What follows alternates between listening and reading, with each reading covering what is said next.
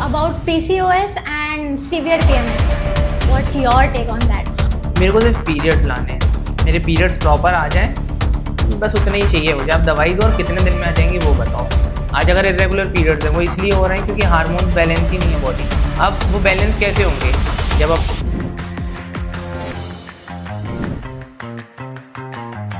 तो about PCOS and severe PMS, what's your take on that? देखिए PCOD है एक तो, है ना, और अभी रिसेंट पीएमओएस बोल दिया गया है उसको। उसका रीज़न जैसे हमारे आयुर्वेद में बोलते थे कि ये मेटाबॉलिक डिसऑर्डर है, ठीक है। और मोस्टली मेरे पास पेशेंट आते हैं ना तो उसमें वो लोग बोलते हैं मुझसे कि सर मेरे को सिर्फ पीरियड्स लाने हैं, मेरे पीरियड्स प्रॉपर आ जाएं, बस उतना ही चाहिए मुझे। आप दवाई दो और कितने दिन में आ जाएंगे वो बताओ। और मैं हमेशा से बोलता हूँ कि आपका शरीर आपको फिट रखना होगा, आपकी जो मेटाबॉलिक एक्टिविटीज़ हैं, जो डिसऑर्डर्स हैं, उसको आपको कवर करना होगा। आपका मेटाबॉलिज्म बढ़िया होना चाहिए। वो पॉइंट पे क्या होता है ना कि जो पीसीओडी होता है वो या पीएमओएस, ये दोनों कंट्रोल भी होते हैं और पीसीओडी कुछ हद तक रिवर्स भी होता है। इवन कई इन्फ्लुएंसर्स हैं जो खाली उस पर अपना कंटेंट बनाते हैं और उसमें मिलियंस ऑफ फॉलोअर्स हैं उनके, तो उन्होंने मेहनत की है, उसकी रिस्पेक्ट है। लेकिन वो पॉइंट पे आके ना लोग उनको फॉलो कर रहे हैं, लोग उनको रोज़ देख रहे हैं, वो इन्फॉर्मेशन दे रहे हैं। मेरे को भी लोग बोलते हैं कि आप इन्फॉर्मेशन दे रहे हो, आप लड़कों के बारे में बोलो। मैं हर टॉपिक पे बोलता हूँ, बट उस इन्फॉर्मेशन में मैं देखता हूँ कि लोग उसको फॉलो ही नहीं कर रहे हैं। आप इन्फ्लुएंसर्स को फॉलो कर रहे हो बट जो बता रहे हैं वो फॉलो नहीं कर रहे हो। जिस दिन अगर जो लड़कियां हैं वो अपनी ओवरऑल लाइफस्टाइल सुधार लें, अपनी हेल्थ का ध्यान रखें, वॉक करें, यानी ये 5 मैसेज हैं जो हर एक बीमारी का जो है ना सॉल्यूशन है। वॉक करना है, वर्कआउट करना है, हेल्दी खाना खाना है, जितना हो सके जंक फूड से दूर रहना है, वीक में एक बार खाओ, और स्लीप जो बहुत ख़त्म हो चुकी है ना लोगों की, वो होनी चाहिए। हाँ, हम जितने, मेरे को लगता है कि आज अपन में बैठे हैं ना, 8 घंटे की नींद कोई नहीं ले रहा, 9 घंटे की नींद कोई नहीं ले रहा, 6 घंटे, 4 घंटे, 5 घंटे, और उसके बाद खड़े हैं। और नीचे जाओ 2 hours। 2 hours, हाँ होता है, और नीचे जाओ सोए ही नहीं है, तो उसके बाद तो वाट लगनी है। तो इसीलिए अभी पीएमओएस हो गया है कि मेटाबॉलिक डिसऑर्डर है भाई। समझो कि आपको अपनी पूरी बॉडी को फिट रखना होगा, आपको ए से लेके जेड तक वर्क करना होगा। पीरियड आने से अगर आपका पीसीओडी पीएमओएस ठीक हो गया, या पीसीओएस जो अभी बोलते थे उसके अकॉर्डिंग ठीक हो गया, तो नहीं, आपको उसको ओवरऑल लाइफस्टाइल सुधार के ही उसको आप रिवर्स कर सकते हो, इवन कंट्रोल कर सकते हो। बस यही चीज़ें, अगर आप इतना कर लो तो जीत गए आप। इरेगुलर पीरियड साइकिल के लिए मतलब एवरी डॉक्टर सजेस्ट कि स्ट्रेस नहीं लेना है, स्लीप साइकिल सुधारनी है, तो उसके अलावा और क्या चीज़ें होती हैं? देखिए इरेगुलर या फिर पीरियड्स, सिर्फ वही 2 चीज़ें मेन होती हैं? नहीं, इरेगुलर पीरियड्स में जो मेन काम है, देखिए स्ट्रेस और नींद, वो इसलिए बोलते हैं क्योंकि 90% लोग यही काम कर रहे हैं गलती, ठीक है। इस दौरान ना सबसे मेन चीज़ जो आती है वो है आपका कोर, आपका एब्डोमेन, आपकी गट हेल्थ। अगर आपकी गट हेल्थ अच्छी है, आपका कोर टाइट है, यानी आप फिटनेस में इंडल्ज हो, तो आपके पीरियड्स रेगुलर होंगे। आपकी गट हेल्थ ख़राब है, आप कुछ भी खा रहे हो अनपच हो जा रहा है, आपकी बॉडी पे नहीं लग रहा है, तो वहाँ पर मेन जो है ना चीज़ें बिगड़ती है। क्योंकि जो पेट होता है ना, जो नाभि है कहते हैं, वही तो सार है शरीर का। और अगर वहाँ पर आप कोई भी चीज़ आप खा रहे हो और वो पच नहीं रहा है, न्यूट्रिशन ही नहीं मिल रहा है, तो आपकी बॉडी भला अपना काम कैसे करेगी। आज अगर इरेगुलर पीरियड्स हैं वो इसलिए हो रहे हैं क्योंकि हार्मोन्स बैलेंस ही नहीं है बॉडी में, ठीक है। अब वो बैलेंस कैसे होंगे जब आप प्रॉपर डाइट लोगे, जब आप प्रॉपर, अगर आपको कोई किसी डॉक्टर ने दवाई दी है तो वो दवाई एब्जॉर्ब भी तो हो, है ना। पता चला आपने खाया और उसके पहले आपने मोमोज रख रहे हैं और वो या जंक फूड खाया और वॉमिट हो गई, क्या काम का, वो ख़त्म। बॉडी एब्जॉर्प्शन ही नहीं है, बॉडी का आपका मेटाबॉलिज्म ही बढ़िया नहीं है, तो पीरियड्स तो रेगुलर होंगे ही ना। लोग तो 1.5 साल ध्यान नहीं देते। और ये भी बता दूँ, 1.5 साल लोग, अभी कल एक पेशेंट आया, उसने बोला मैंने 1.5 साल से मेरे पीरियड्स इरेगुलर हैं, मैं नहीं ध्यान दिया मैंने, और उसका पेट इतना बड़ा हो चुका है। वो जब क्लिनिक में आई थी ना, सिस्ट था उसको, जब वो क्लिनिक में आई थी तो एक्चुअल में मुझे 2 मिनट लगे, शायद वो प्रेग्नेंट है। तो मैंने उनको बोला मैम आप यहाँ नहीं, यहाँ बैठिए। हार्मोनल इम्बैलेंस की अगर बात करें तो ये अब सिर्फ लड़कियों में नहीं है, तो वो मेल जेंडर में भी है प्रेजेंट। हाँ, तो उस पर क्या टेक है? मेल जेंडर में क्या होता है ना, जैसे बियर्ड नहीं आ रही है समय पे प्रॉपर, ठीक है, इसके साथ साथ बॉडी फैट बढ़ता जा रहा है, एस्ट्रोजन लेवल भी बढ़ रही है ना। मेल बूब्स कहते हैं लोग जिनको, ठीक है, उनकी बॉडी में ना अलग अलग जगह, लोअर बेली फैट में, बटक्स में, हर जगह जो है फैट आता जा रहा है। वो क्यों हो रहा है? क्योंकि एस्ट्रोजन लेवल जो है वो और टेस्टोस्टेरोन डाउन हो रहा है, लो लिबिडो की शिकायत है लोगों को। ये हार्मोन्स जो है वो इनमें गड़बड़ी है। ऐसी कौन सी एक मेडिकल एडवाइस या कोई सा मिथ पेशेंट्स आपके पास लेके आते हैं जो वो गूगल पे सर्च करके आए हो? मतलब लोगों को लगता है जैसे बाल झड़ रहे हैं मान लो, है ना, उनको ये चीज़ लगती है कि सर मेरे को ना बहुत ज़्यादा मैंने बाहर का खा लेता हूँ मैं, क्या उस वजह से हो रहा है? क्या मेरे घर पे मेरे दादाजी को जो है बाल नहीं थे उनके, तो क्या जेनेटिकल इफेक्ट होता है क्या? मैंने गूगल में पढ़ा था क्रेटीन खाने से बाल झड़ते हैं, क्या ऐसा होता है क्या? है ना, प्रोटीन इनटेक, आप बोलते हो प्रोटीन लो, प्रोटीन लेंगे तो 3000 का डब्बा रहेगा, लेकिन उसको खाने के बाद बाल झड़ते हैं, गूगल में लिखा हुआ है। ऐसा मेरा मानना है कि हर चीज़ देखो गूगल में लिखी है, बहुत अच्छी चीज़ है, पर आपको ना उसको पढ़ते और एक्चुअल में डालते आना चाहिए कि हाँ गूगल में लिखा क्या है। तो ये सारे कुछ ऐसे मिथ हैं जो इंसान लेकर आता है। और साथ में ऐसा भी रहता है कि बहुत बड़ा एक मिथ है जो जानना बहुत ज़रूरी है, जिन लड़कियों को वाइट डिस्चार्ज होता है ना, जिनके पीरियड्स इरेगुलर होते हैं, कई बार उनकी फैमिली में बोल दिया जाता है बेटा ये सब कुछ नहीं है, शादी के बाद सब ठीक हो जाएगा। तो ये मिथ वो लेकर आती हैं कि सर इतने समय बोल दिया मम्मी ने, तो उनको पता नहीं है मैं आ गई हूँ आपके पास, मेरे को ठीक होना है, मेरे को पता है, मैंने ये पढ़ा है, लेकिन मम्मी लोग ऐसे, तो मम्मी मिथ है ये, दादी मिथ है ये चीज़ें निकलना ज़रूरी है कि अगर आपको एक हफ्ते या पीरियड्स के पहले 3-4 दिन वाइट डिस्चार्ज हो रहा है, स्मेल नहीं है, नॉर्मल है, तो वो चीज़ बहुत नॉर्मल है। बट अगर वो पूरे महीने चल रहा है, स्मेल वाला है, ग्रीन है, येलोइश है, डार्क वाइट दही जैसा है, तो फिर आप समझ लो कि आपको जो है तुरंत ही इलाज कराना चाहिए। कुछ मिथ है जो आप ध्यान दें तो बढ़िया है। Hair fall, white pigmentation and skin dullness, तो ये एक मेजर इशू हो गया है अभी यूथ के लिए, तो इसका इंटरनल ट्रिगर क्या है? मतलब देखिए अगर अपन हेयर फॉल की बात करें, स्किन की बात करें, डेड स्किन कह सकते हैं अपन, है ना, होता क्या है हेयर फॉल, अगर खाली इस टॉपिक पे बात करें ना, तो हेयर फॉल जो हो रहा है उसके बहुत से कारण हैं। किसी को स्ट्रेस है, किसी को बहुत कोई सदमा लगा है, क्या उसके बाद उसके साथ ऐसा हो रहा है, क्या उसकी कोई इंजरी है, कोई उसको चोट लगी थी बॉडी में, उस वजह से हो रहा है। लोग नहीं मानेंगे, हमारे यहाँ हम बिलीव करते हैं ये चीज़, बट हाँ नॉर्मली अगर देखा जाए तो स्ट्रेस बहुत बड़ा कारण है बालों का झड़ना। इसमें भी लोग ये नहीं देखते कि उनके बाल क्या सिर्फ झड़ रहे हैं या फिर डैंड्रफ के साथ झड़ रहे हैं। अगर वो बाल नॉर्मली झड़ रहे हैं तो आपको ये पता करना होगा कि आखिर आपकी बॉडी या आपकी लाइफस्टाइल में कहाँ गड़बड़ी हो रही है। क्या आपकी नींद पूरी नहीं हो रही है, क्या आपके जो डाइट है उसमें प्रॉपर न्यूट्रिशन नहीं है, क्योंकि प्रोटीन इंटेक तो बहुत ज़रूरी है ना। आप प्रोटीन अच्छा नहीं रखोगे, बॉडी को उसकी रिक्वायरमेंट जो है वो फुलफिल नहीं करोगे न्यूट्रिशन से, बाल तो झड़ेंगे। सेम पॉइंट आएगा स्किन डलनेस में, और जितना आप स्ट्रेस लोगे उतना आपको नींद की कमी होगी, उतना आप परेशान होगे। तो एक ये पॉइंट होता है जहाँ हेयर फॉल जो है ट्रिगर करता है। और सेम चीज़ होती है स्किन में, लेकिन जो स्किन अपन कहते हैं डलनेस, लड़कों की उतना वो नहीं रहता, वो ध्यान नहीं देते हैं। लड़कियां बहुत ध्यान देती हैं, लेकिन लड़कियां भी ध्यान नहीं देती हैं। उसका रीज़न, लड़कियां मेकअप पे जा जाती हैं, उनका ध्यान होता है मेकअप करने पे। लड़कों का कैसा होता है, मुंह धोए उठ के चले गए। तो स्किन डलनेस कहीं ना कहीं बहुत ज़्यादा, हम मोबाइल चला रहे हैं, मोबाइल चलाने का भी तरीका है। हम मोबाइल चला रहे हो इधर से, मोस्टली लोग क्या करते हैं, उनका मोबाइल निकला और वो ये चला रहे हैं, इतना तो गैप दो आप, ये गैप होना चाहिए, वो नहीं होता है लोगों में। और हर 20 से 25 मिनट के बाद ना आपको आंखों को रेस्ट देना चाहिए। लोग वहाँ पर भी गड़बड़ी करते हैं, फिर बोलते हैं कि हमको दिखना कम हो रहा है। धूप में डायरेक्ट निकल जा रहे हैं, इतनी धूप में भी, है ना। पता चला बहन की या मम्मी की कोई क्रीम डली है, लड़के आए मुंह धोए फटाफट मारे चल दिए। थोड़ा पानी वानी ज़्यादा पियो। अब आप ही क्या बैठा हूँ, 2 बॉटल ख़त्म हो चुकी है। पानी पियो, 4 लीटर 5 लीटर पानी पियो, स्किन हेल्थ बढ़िया रहेगी। नींद अच्छी लो, डाइट प्रोटीन वाली होनी चाहिए, अच्छा न्यूट्रिशन लो, बाल बढ़िया होंगे। बहुत इजी है, लेकिन लोगों को लुटना पसंद है।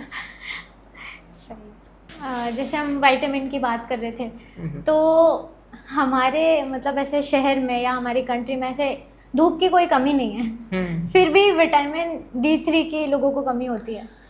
देखिए होता क्या है ना, जो ये वाली धूप है इस पे तो विटामिन D नहीं है, काला D है, आप काले हो जाओगे, ठीक है। तो यहाँ पर पॉइंट क्या आता है ना, यहाँ पर ऐसा होता है कि जो सुबह अर्ली मॉर्निंग वाली धूप है ना, 5:30-6 बजे, वो धूप आपको लेनी चाहिए, और वो भी 20 से 25 मिनट, मैक्स आधे घंटे। लेकिन आप अगर इसके बाद जा रहे हो घर के बाहर तो भाई आपको वो कोई काम का ही नहीं है। और होता भी ऐसा है कि लोग सुबह उठ ही नहीं पाते, तो वो धूप हमारे किसी काम की नहीं है, वो धूप हमारे लिए कुछ नहीं है। 5:30-6 बजे उठो, और मैं कहता हूँ 4:30 बजे उठो, पहले बहुत शुद्ध हवा है ना वो लो, उसके बाद फिर 5:30-6 बजे धूप है उसको ग्रहण करो और फिर आगे लाइफस्टाइल शुरू करो। अब विटामिन डी की जो कहानी आती है, अब विदेशों में देखोगे ना, वो अंडर गारमेंट्स में होते हैं और वो बाकायदा धूप ले रहे होते हैं। अपने यहाँ पर पॉसिबल नहीं है। अपने यहाँ कोई बोलेगा तो बोलेगा भाई मैंने कल तेरे को देखा था, ठीक है ये देख। ऐसा नहीं हो सकता यहाँ पे।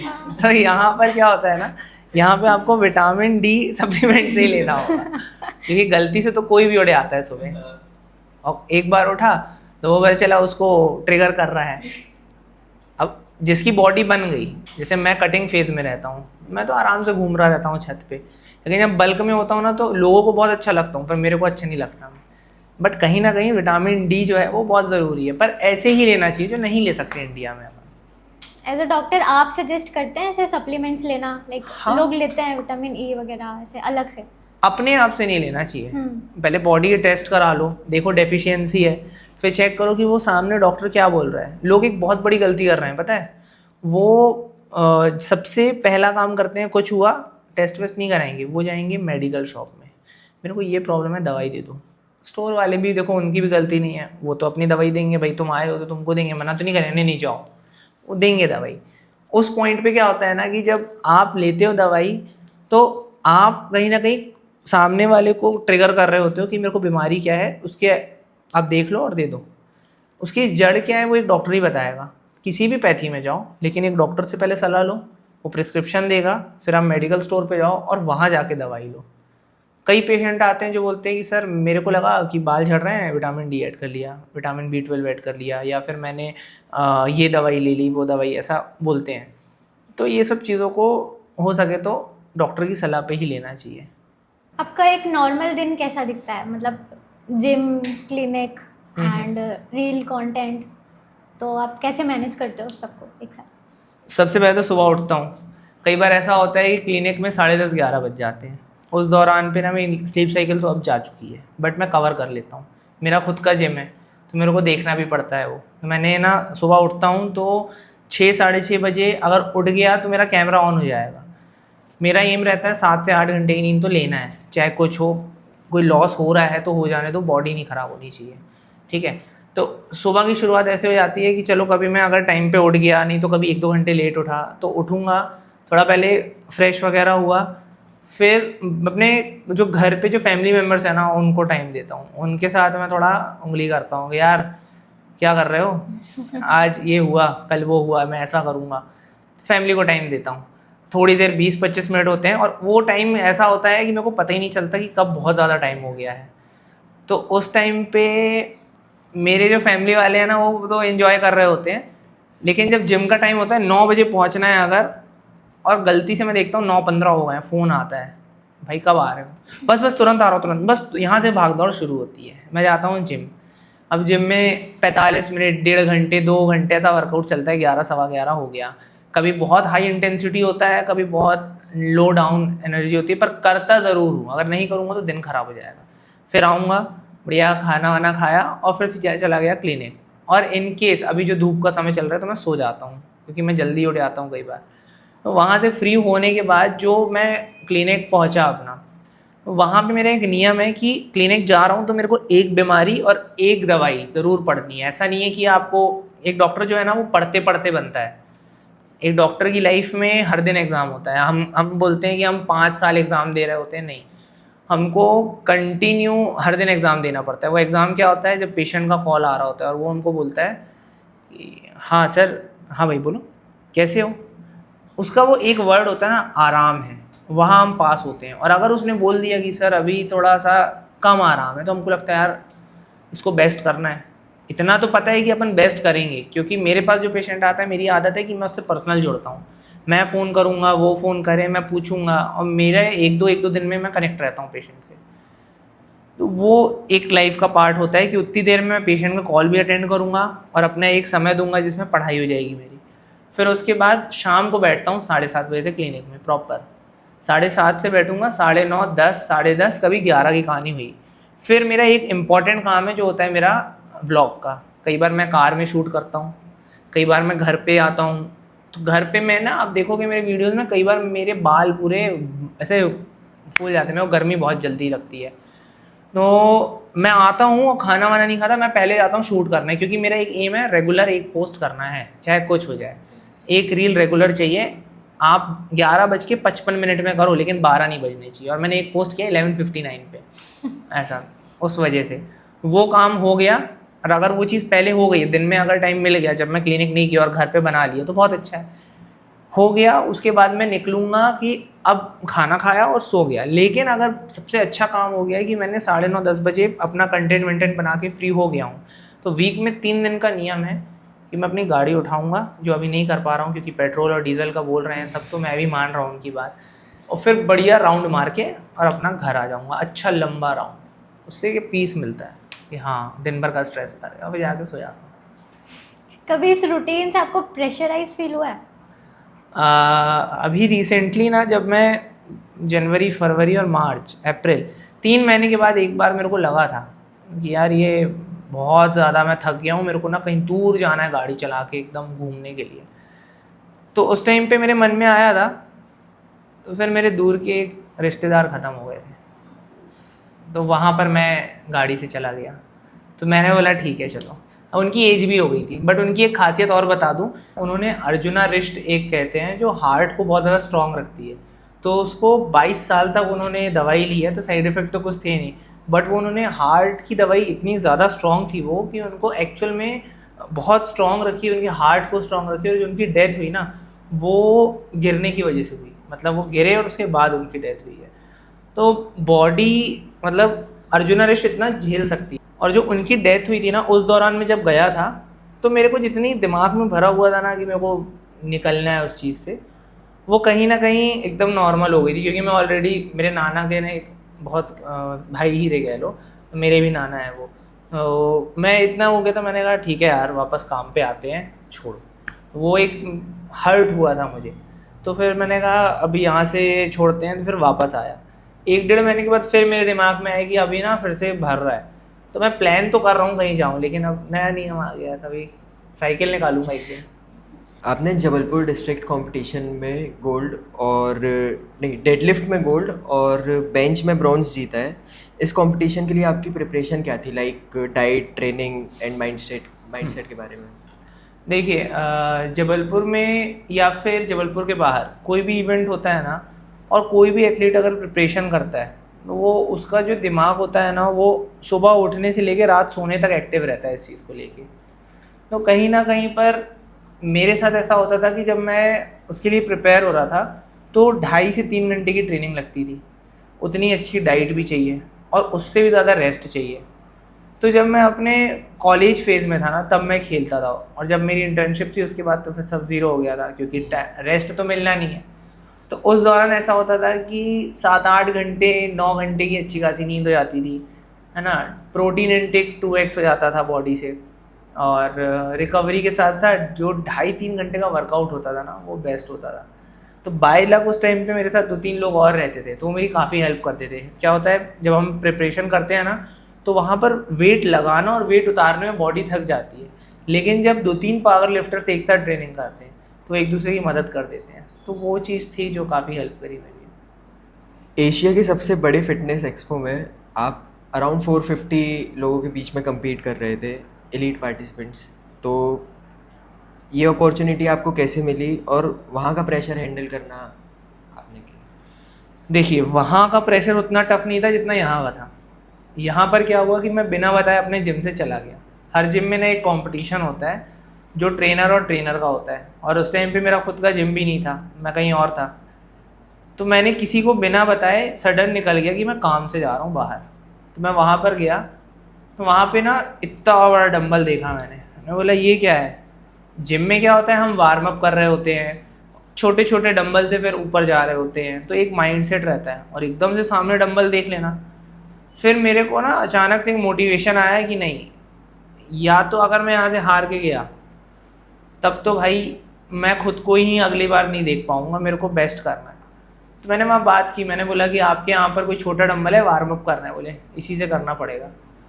तो वहाँ पे जो प्रेशर उस टाइम पे आया था वो थोड़ी देर के लिए था, लेकिन जब मैं देखा कि दूसरे लोग परफॉर्म कर पा रहे हैं, सब हो पा रहे हैं, तो वो मेरा गेम नहीं था। मैं गया तो बेंच प्रेस पे था, बट मेरे को जब मैंने वो देखा कि नहीं ये गेम भी है यहाँ पे, मेरे को पार्टिसिपेट करना है, लेकिन जब डंबल देखा मैंने कहा नहीं यार ये तो बहुत हैवी है, गलत गेम ले लिया मैंने। फिर तकरीबन मैंने 20 से 25 मिनट जो है ना, बैग में बहुत सारे ने 2 बैग थे, 2 दोस्त गए थे हम लोग, उसका और मेरा बैग लेके मैंने वार्म अप किया और फाइनली मैंने वो डंबल लिफ्ट किया और तब फिर मैं जीता था वहाँ से। और उस दौरान मेरे को एक प्रेशर था जो रात से हुआ 12 से 18 घंटे, यानी रिजल्ट आना था अगली सुबह। तो मुझे लग रहा था कि हो सकता है कहीं कुछ गड़बड़ ना हो जाए, वो एक प्रेशर था। बट जब अपने हाथ में चीज़ें आ गई फिर बहुत खुश था। मैंने कहा तब मैं जबलपुर में बताया। स्टेट और नेशनल लेवल वेट लिफ्टर बनना, एशिया में स्ट्रॉन्ग मैन बनना, इन सब के लिए एक्सट्रीम फिजिकल स्ट्रेंथ चाहिए होती है। आपने अपनी मेडिकल प्रोफेशन की पढ़ाई की और इस हेवी एथलेटिक लाइफस्टाइल कैसे बैलेंस करी? देखिए वेट लिफ्टिंग तो नहीं, बट हाँ मैंने पावर लिफ्टिंग गया हूँ स्टेट और नेशनल में। स्ट्रेंथ लिफ्टिंग भी एक गेम है जिसका पार्ट मैं बना। इस दौरान होता क्या था कि जैसा मैंने बताया कि सुबह मेरा फिक्स है कि मेरे को वर्कआउट तो करना है, चाहे दुनिया इधर की उधर हो। 2 से ढाई घंटे मैं करूँगा। इवन कोविड में भी जब कहीं पर जिम नहीं था तो मैं घर के गैस सिलेंडर से तक वर्कआउट किया हूँ। इतना ज़्यादा डेडिकेशन था मेरे को, एक पागलपन कह सकते हो आप। तो उस दौरान जब मैं जिम में वर्कआउट करता था ना, तो सुबह के 2 घंटे ऐसे होते थे कि मैं खुद को चैलेंज करता था। एक बार चैलेंज किया कि मैं हेड स्टैंड करूँगा, नहीं बना मुझसे। मैंने कहा कि आज मैं घर ही नहीं जाऊँगा। सुबह से शाम हो गई, कम से कम 150 बार मैंने ट्राई किया और तब मेरे को बन गया। करा भी मैंने, और उसके बाद ना 3 दिन के लिए बीमार पड़ गया बहुत ज़्यादा, क्योंकि मेरे को इंजरी हो गई थी, इतना गिर चुका था पीठ के बल में। तो वो सब चीज़ें, एक माइंडसेट मेरा मेरे को लेकर रखता था कि नहीं मेरे को प्रिपरेशन करनी है। आँखों में भी इंजरी हो गई थी मेरे, काफ़ी वेट उठाने की वजह से लिगामेंट टीयर हो चुके थे। डॉक्टर्स ने बोल दिया कि avoid weight lifting, strength lifting, power lifting, जो आप कर रहे हो। मैंने बोला इसके बिना तो नहीं होगा, अब तो करना है। उस टाइम पे एक जुनून था, मैं लगा रहता था। तो वो सब चीज़ों से रिकवर हुआ, डाइट ली, थोड़ा पढ़ा, और फिर जो मैं पढ़ता था ना, जो हमारे शास्त्रों में लिखा रहता था, उसको पढ़ के मैं इससे रिलेट करके और फिर खुद को ठीक करता था। वो चीज़ काम की है। वेट लिफ्टर्स को लेके ऐसा कौन सा मिथ है जो लोगों को लगता है कि ऐसा होती है? जो लोग सोचते हैं ना कि वेट लिफ्टिंग हो गया, पावर लिफ्टिंग हो गया, जिम हो गया, इन सब चीज़ों से बोलते हैं बाल झड़ रहे हैं। उनका कहना है कि हड्डियां कमज़ोर हो जाएंगी, हाइट नहीं बढ़ेगी। ऐसा नहीं है, ये सारे मिथ हैं। यहाँ पर होता क्या है कि वेट लिफ्टिंग एक ऐसा स्पोर्ट है, या पावर लिफ्टिंग एक ऐसा स्पोर्ट्स है जो आपके एक्चुअल में HGH हार्मोन्स को एक लेवल दे रहा होता है, उनको बढ़ा रहा होता है वो, ठीक है। आपकी बॉडी की कई सारी जो एक्टिविटीज़ है ना, जो रुक गई है, वो कहीं ना कहीं शुरू हो जाती है। तो ये कुछ मिथ है जहाँ पर बालों का झड़ना देखा जाता है। बोलते हैं हड्डियाँ घिस जाएंगी एक उम्र के बाद। लोग बोलते हैं कि एक समय आएगा जब तुम बहुत ज़्यादा दुबले हो जाओगे। मुझको ही बोलते थे कि तुम 10 साल से तुम जिम कर रहे हो ना, एक समय तो रुकोगे, 12-13 साल में तो रुकोगे, तब तुम देखना जहाँ पे थे उससे और अधूरे या तो बहुत ज़्यादा मोटे हो जाओगे। मेरा ऐसा मानना है, ऐसा नहीं है। आप अगर घर के बाहर निकलोगे और आपको खाना है तो उसके लिए आपको कमाना पड़ेगा, तब आपको रोटी मिलेगी। सेम दुनिया एक वो भी है जो आपकी लाइफ का एक पार्ट बननी चाहिए, कि आप पहले जाओ, आप वहाँ पर जाकर मेहनत करो और फिर घर आओ और फिर कमा के खाओ। तो ना आप लाइफ टाइम सही रहोगे, ना आपकी हड्डियाँ घिसेंगी, ना आपके बाल झड़ेंगे, और ना ही आपको कोई प्रॉब्लम होगी। ये सब प्रॉब्लम सिर्फ होती है बहुत ज़्यादा स्ट्रेस, नींद की कमी, जो हर डॉक्टर बोलता है, और आपकी बॉडी एक एज के बाद मांगती है supplements, vitamin D, vitamin B12, काफ़ी और मल्टीपल विटामिन जो आपकी बॉडी मांग रही होती है, लेना चाहिए समय पे। बहुत लंबा और थका देने वाला है। तो आपने जो स्टूडेंट लाइफ रही है उसमें कोई ऐसा किस्सा जो सबसे मुश्किल फेज आपका जो रहा? जब हम अपने स्टडी जोन में आते हैं ना, फर्स्ट ईयर में जब होते हैं, पहला दिन जो होता है वो हमारे कॉलेज में जाते ही ना प्रोफेसर हमको बोलते हैं कि अब तुम डॉक्टर बनने वाले हो, ठीक है। उसके बाद जो उनकी दूसरी लाइन होती है वो ये होती है कि अब चलो PG कर लो। इसके बाद मतलब आपको फर्स्ट डे से तैयारी करनी है। तो मेरा ऐसा मानना नहीं था कि मतलब हम आ रहे हैं और पीजी, क्योंकि जब हम घर से निकलते हैं ना तो मैक्सिमम जो पेरेंट्स होते हैं ना वो एक स्टेथो डाल देते हैं बच्चे को कि बेटा अब तुम्हें डॉक्टर बनना है। तो फर्स्ट डे से ही टफ हो जाता है उसके लिए। तो कि पहले तो पापा मम्मी ने अपना बोझ दे दिया कि हाँ बेटा हमको तुमसे उम्मीदें हैं। हाँ आप मन से बन रहे हो तो भी वो एक आता है मन में कि माँ बाप अपने को बोलते हैं कि बेटा उम्मीद है आपसे, आपको करना है। तो वो सबसे पहला तो एक वो हार्ड पार्ट हो जाता है।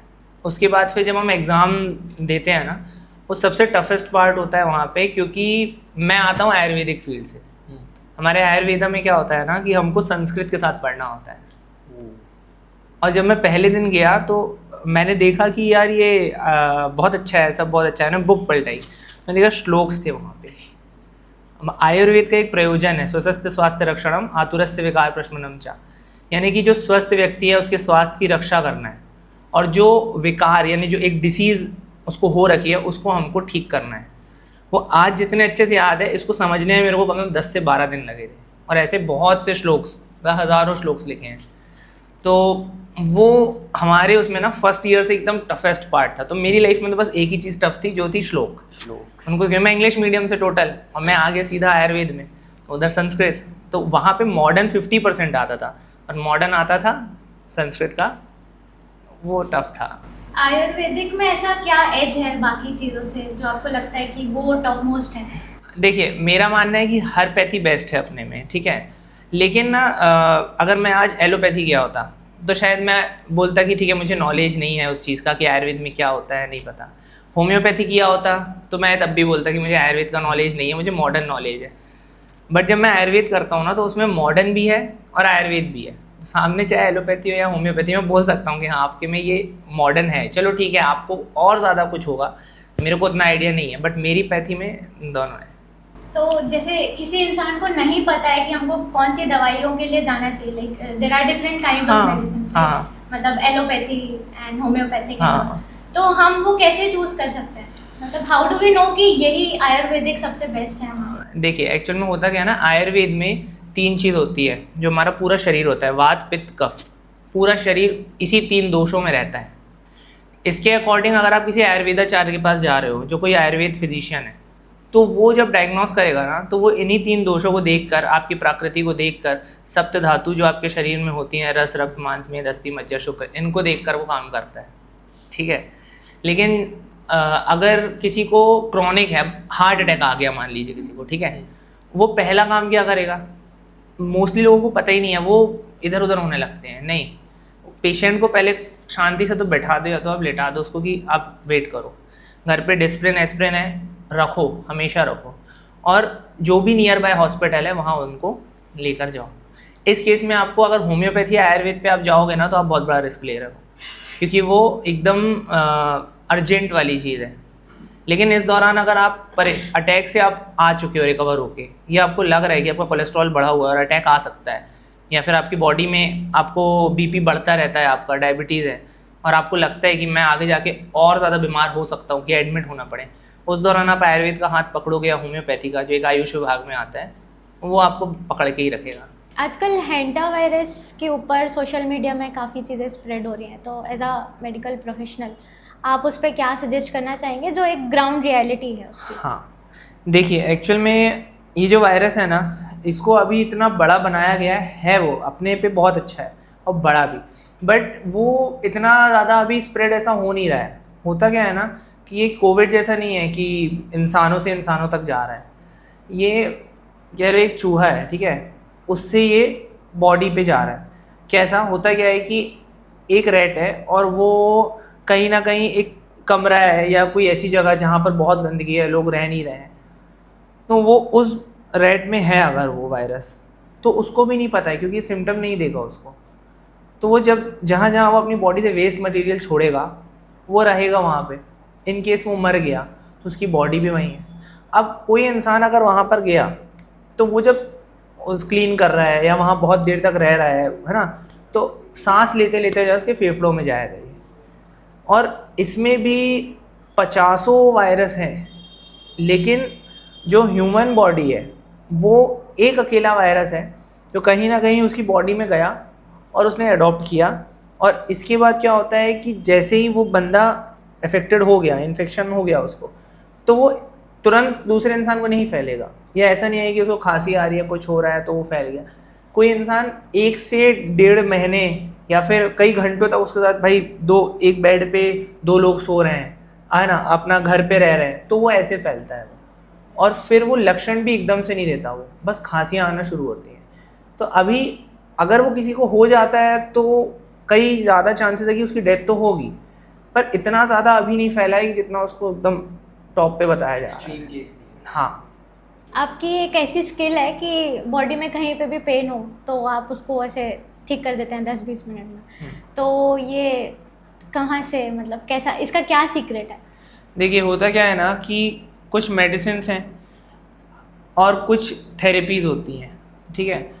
इस बीच में क्या होता है ना, हमको देखना होता है क्या वो क्रॉनिक है, क्या वो एक्यूट है। सडन किसी को दर्द है, 15 दिन पहले का दर्द है, 1 महीने का दर्द है, क्या वो दर्द क्रॉनिक तो नहीं है, काफ़ी समय तो नहीं हो गया, क्या आपको रीढ़ की हड्डी है मान लो, या आपकी बॉडी का कोई नी है मान लो, है ना, कहीं गैप तो नहीं आ गया, बॉडी में किसी चीज़ की कमी तो नहीं है, उस केस में हम क्रॉनिक मानते हैं तो उसको हम बोल सकते हैं कि 6 महीने 8 महीने लगेंगे, थोड़ा समय लगेगा, हील होगा। लेकिन अगर वो एक्यूट है, 3 महीने पुराना है, 2 महीने, 1 महीने, हड्डियों से रिलेटेड प्रॉब्लम नहीं है, ठीक है, और दर्द हो रहा है, तो उसमें क्या होता है ना, जब आप सिम्टम्स लेते हो ना पेशेंट के और देखते हो कि आखिर उसको दर्द कब हो रहा है, हम पूछते हैं अक्सर क्या चलने में दर्द है, क्या बैठ के आप पहली मरोड़ ले रहे हो तब उसके बाद दर्द है, तो उसमें स्पेसिफिक्स मेडिसिन होती है। उसकी मेडिसिन का फर्स्ट रोल है कि आपने डिसाइड तो कर ली, अब हम काम करते हैं कि ह्यूमन का नेचर कैसा है। सामने वाले इंसान आया है, आपको क्या पसंद है खाने में, गुस्सा आता है, कितना आता है, आपकी लाइफ में कोई ट्रॉमा हुआ था, क्या आप पे बहुत ज़्यादा जिम्मेदारी है। अक्सर देखोगे जो लोग बहुत ज़्यादा जिम्मेदारी ले लेते हैं लाइफ में, उनके कंधे ऐसे हो जाते हैं। ये रियल चीज़ है आपकी लाइफ में। जब आप कोई चीज़ कर रहे होते हो, जब किसी फेज से गुजर रहे होते हो, तो आपकी जो बॉडी होती है ना वो वैसी बन जाती है। तो ये सब चीज़ें समझ के फिर मेडिसिन निकलती है और इंस्टेंट 15 to 20 मिनट्स उसको आराम लगता है। बट ये तो हो गया एक पार्ट। इसमें जो सेकेंड पार्ट होता है, जो हम इंस्टेंट ठीक करते हैं, लेकिन वो बहुत परेशान है, कल से दर्द है, हिल ही नहीं पा रहा है, उसको कैसे ठीक करेंगे। उसमें थेरेपीज होती हैं, सुजोग थेरेपी होती है, ठीक है, एडवांस एक्वा प्रेशर कहते हैं, नीडल थेरेपी होती है, सीड्स थेरेपी होती है, कलर थेरेपी होती है। तो ये सब एक पार्ट है जो बॉडी टाइप, सिम्टम्स, ये सब देख के हम लोग करते हैं। लास्ट क्वेश्चन, हाँ, आपका अगला माइलस्टोन क्या है, मतलब मेडिकल प्रोफेशन भी और ऐसे एथलेटिक पे भी? अगला माइलस्टोन देखिए, मेरे को तो इस साल मैंने सोचा था रोडीज़ में जाना है, बट अभी जाने का तो अभी भी है मन में, है ना। अगर सब कुछ सही रहा तो मैं शायद जाऊँगा, बट उससे भी ज़्यादा ना मेरे को एक है, मतलब दिमाग में एक मैंने थीम बनाई है कि मेरे को मैक्सिमम जितना ज़्यादा हो सके लोगों को जोड़ना है, और आयुर्वेद और होम्योपैथ जो एक फील्ड है हमारी, उससे हमको कनेक्ट करना है मैक्सिमम लोगों को, और उनको ये बताना है कि हाँ आप ना कुछ ऐसी चीज़ें हैं जो लाइफस्टाइल सुधारोगे ना तो आप ठीक हो जाओगे। तो ये उनके लिए मेरा सोचना है। मेरा पर्सनल पर्सपेक्टिव है कि हाँ रोडीज़ है, फिर 1-2 एम्स और मैंने सोचे हैं, वो बहुत आगे की है, वो है कुछ चीज़ें बढ़िया है। बट हाँ ये जो है ये मैंने लोगों के लिए सोचा है, अपनी पैसे जो मेरे से हो जाए। ठीक है sir, thank you so much, बहुत अच्छा लगा आपसे मिलके, बहुत सारी नॉलेज गेन करी हमने। मुझे भी काफ़ी अच्छा लगा। फैमिली मंच के बारे में बेस्ट है, मतलब मैं अभी आया तो मैंने इतनी देर से यही देख रहा था कि ये मोमेंट्स जो ये फोटोज़ में है ना, इसमें कितना एंजॉय किया होगा। और ये जो टीम है ना, ये मैं बोलूँगा कि हाँ जबलपुर में कुछ नया चालू हुआ है, क्योंकि अभी बहुत ज़्यादा ज़रूरत है हमको ऐसी क्रिएटिविटी करने की, जो ऐसे क्रिएटिव लोग हैं। इधर पे कितने सारे लोगों का दिमाग लग रहा है और कितनी मेहनत लग रही है, वो चीज़ें होती है। क्योंकि अगर कोई भी आ रहा है, वो पॉडकास्ट दे रहा है, तो वो अपना माइंड लेके आ रहा है, वो अपनी बात बताएगा, बट उसके बारे में सोचना, उसकी एक एक क्लिप्स देखना, उसकी लाइफ के बारे में जानना, सबके अपने अपने काम होते हैं, टास्क होते हैं। तो ये फैमिली मंच एक्चुअल में फैमिली मंच है, बढ़िया है ये। Thank you so much.